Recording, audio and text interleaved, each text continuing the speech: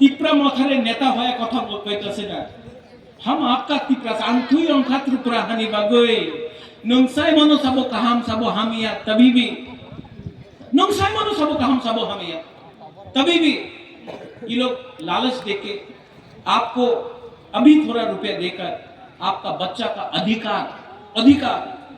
अधिकार ना থাকলে কিচ্ছু হবে না।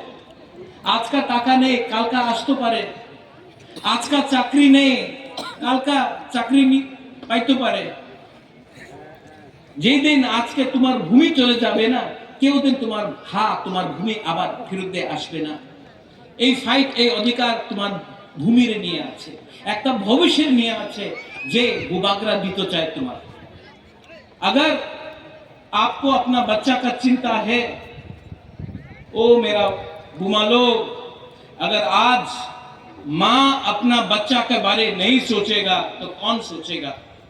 अगर आज माँ अपना भविष्य के बारे नहीं सोचेगा, शिक्षा के बारे नहीं सोचेगा तो आपका बच्चा भी गरीबी में जिंदा पैदा होगा और गरीबी में मरेगा। इसके लिए बुबागरा आपसे हाथ जोड़ के बोल रहा है, ये फाइट सिर्फ राजनीति का लिए नहीं है, ये हमारा भविष्य के लिए है। और अगर माँ एक जगह में खड़ा हो जाता है ना तो परिवार उठ जाता है।